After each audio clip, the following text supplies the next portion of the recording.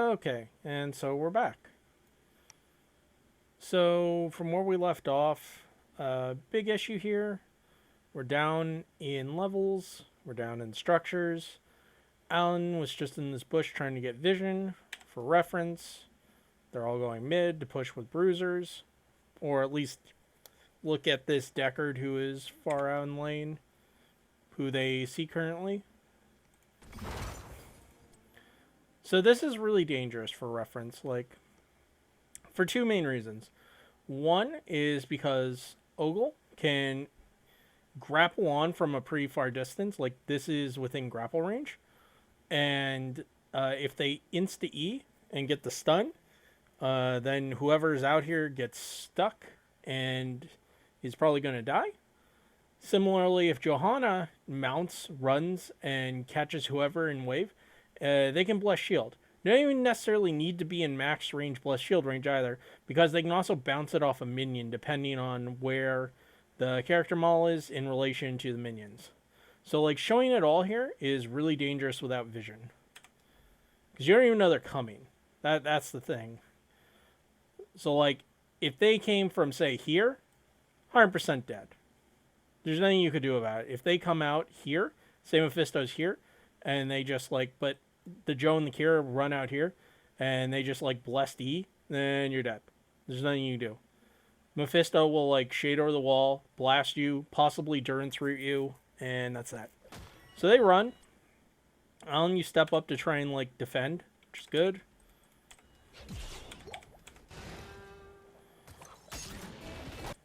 So this is the one, you make a minor mistake here that ends up costing you. So you boop, and then you have to insta-Q. You have to immediately Q away, because again, they can grapple, and Broom Boy, this is within max range bless shield. So you have to Q out, and if you do, you're safe.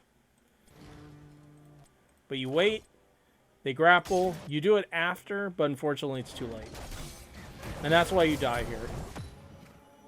They actually burn too many, I would say, of their heroics here. But whatever. Like, spending too many heroics to get a kill is worth. Really good Gust here. Although, the sleep kind of... The fact that you have to burn sleep and Gust for a disengage is just awful. Like, you guys really should only need to burn one or the other. Although, in this case, it was kind of required. But unfortunately, that's still not enough even after all that. So, Deckard's now dead. ETC's dead. If Deckard lives here, that's embarrassing. Okay, they did. Right. So now this keeps dead, basically. If I were them, I would just stand here. I'd Mephisto, like I'd heal my Mephisto.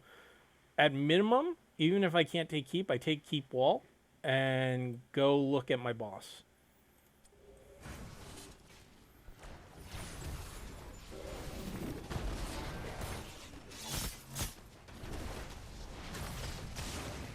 So it's not even the worst case here.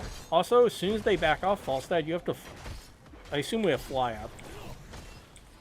Oh, no, because we... Oh, never mind. So we flew into Gust, so never mind, that's not... That's too bad, because soaking up here would be great. Not only can you clear that, you can get some soak.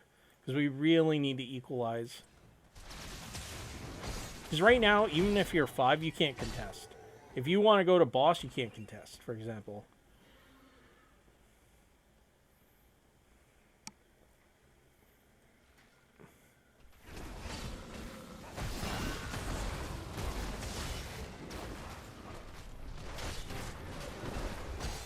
Doing boss here is fine, just to get it off the table, especially because you saw Joe bot, but the fact that you aren't catching any soak in any lane is really a problem. Deckard goes to do it, and that's good. But I mean, you have a Malthael, and the Malthael doesn't really do that much on boss. Like, the Malthael could have cleared top and then headed mid, or even gone to mid first when Joe showed bot. Because it's Joe's bot, it's very unlikely they'll be anywhere near mid. You can basically safely assume they're on boss. So you can catch mid soak, and then someone catches top soak. And then you already have 16. But whatever, you get 16. That's the important thing.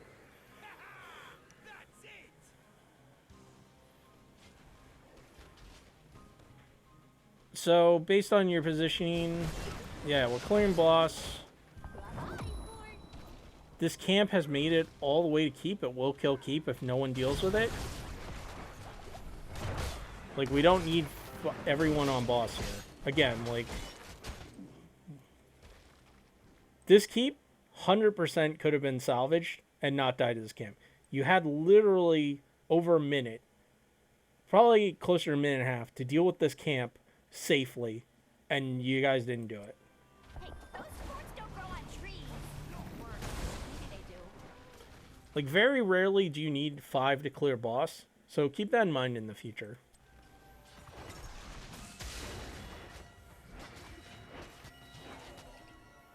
So again, we're mid, we don't have vision. This is a little scary. The fact that we have vision here is good, but again, like, anytime you're in this lane and you have a comp that can multi-stun you and potentially kill you, you gotta be really, really scared.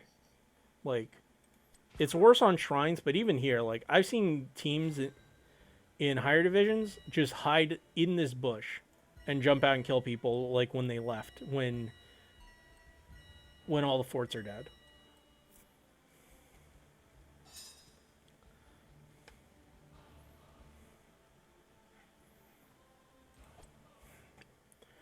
So my primary question here is, what are you looking to do? Are you just looking to fight them? Which is fine, pre-20, but the thing is, are we just going to hide in this bush? Like, you really got to decide what you want to do. Like, without vision, theoretically, this is all scary. The camp's up. You might be able to assume they're on camp, but you never know. Turns out they are going to camp. I don't know why it's 4, but whatever. And in the meanwhile, your lanes are getting pushed.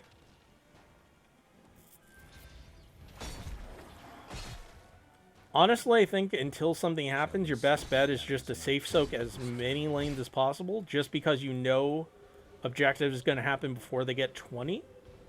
So no matter what, you're guaranteed one fight pre-20 in a place where you know they'll be, unless they give it. And if they give it to try and get 20 first, then at least the last curse is one you can, you know, fight over and potentially curse them with. So because we got here, so with a Deckard, obviously we want to get there early. You can already see you drop potions here. But I mean, we really want to control this bush. Honestly, the only major issue with this is that they can run this way at you. But this is a lot more dangerous for the simple reason that if everyone comes from... Sorry, the replay's a little busted. If they all come from this direction, they open themselves up to sleep or gust, and it hits everyone in this corridor.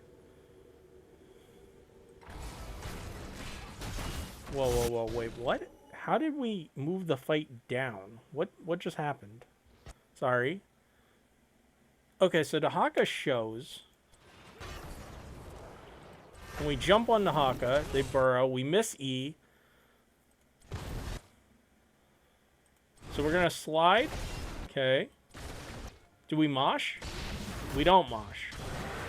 Oh, because cleanse. Okay, so we wanted to avoid cleanse. So we burn cleanse. So now mosh is good. Alna's hit. We burn... Why did we burn sleep here?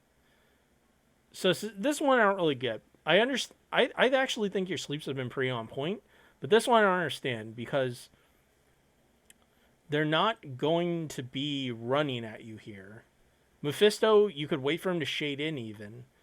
But, like, you're not catching Dahaka. You know Johanna can burn Unstoppable. You might have caught Ogle, but Ogle once again eat. Oof. And then they just get all of you? Yeah. There's a light bomb. That's a good gust. It's too late. You're all dead. And somehow Alan... I don't understand how Alan keeps living. Like, they just aren't doing that good a job of following up. Like, Alan should already be dead. But he walks back in to boop. Okay, and we're alive. So honestly, as far as things go, that could have gone a lot worse. Ogle actually overchases here. You can't realistically turn on him, but man, I would be tempted.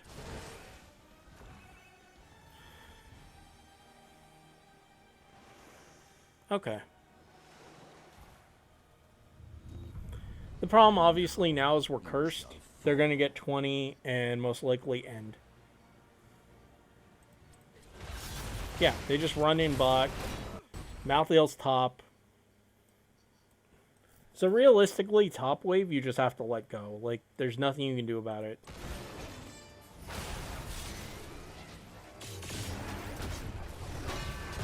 Please stop throwing raw E, by the way, with KT. It's really tilting to see.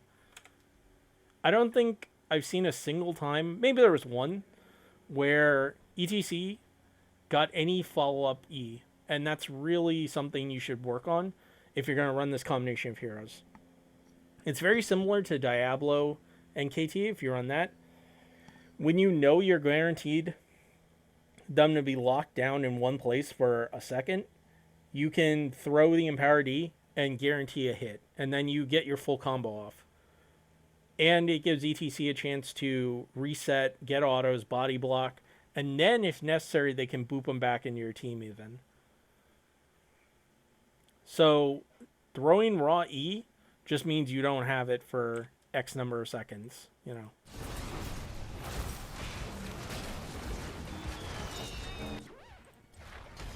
Yeah, Mosh was never going to do anything there. It's just desperation. At this point, the game's over.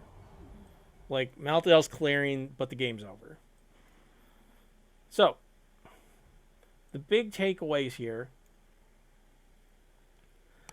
I would say your engages were very unfocused for the most part. That's the key difference, I would say, between your two teams here. Their engages were on point. You saw a lot of overlap on their stuns, but correctly overlapped. In other words, one would stun, then another would stun when that's about to run out, and then we keep, then the Durance route would come in, etc., etc. So, like, we would see 2.5, 3 seconds of stuns from this team. We'd also see a lot more consistent focus fire on a target, and even that could have been improved. And if they did, I think Alan dies way quicker, and probably another 2 times this game. For the most part, I would say I think you got very little out of your Malthael and your KT picks. I didn't think KD did anything of note this game. You didn't die, which is good, but I just didn't see a whole lot of actual damage being popped out. There were a number of fights where you literally would like throw Empowered Living Bomb and then like walk away. You wouldn't even try to get in auto range. You throw like max range Flame Strikes. There were multiple gravity lapses that just missed. Like, just wasn't a good KT game, unfortunately. And I feel like, especially once you got Mana Addict done, you could have stepped up and looked for more damage. Similar to Falstad. Falstad was a little more aggressive, but again, just didn't feel like we got that much. You guys weren't in a good position to follow up on Alan's plays. That could be communication. Obviously, without comms, I'm kind of guessing at that. But it just felt like there was a disconnect between the range and engage of Alan and Streak and Bandit here. And if you're not all on the same page, you don't have a particularly bursty comp. So without last rights, I don't see you getting many kills against this. Like Johanna, especially pre-nerf, is very hard to kill.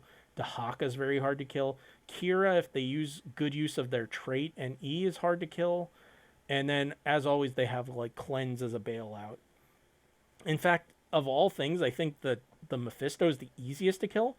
I don't think they picked particularly good shade spots. At least twice they were in a position where if they had gotten Power Slid and then everyone followed up properly, they would have just died, including the curse down here earlier in the game. It was this one, I believe. I don't really like talking about talents in general because I think they're all...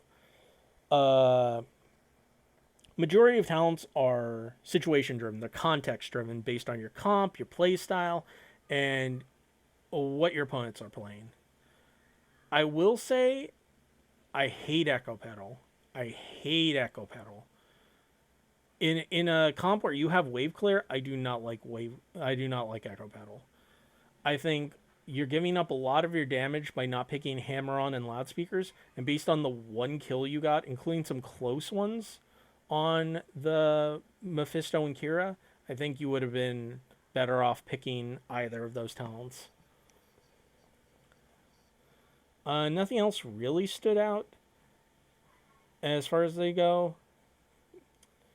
I mean, the game didn't even get to 20 realistically, so there's not a whole lot else to talk about there. Yeah.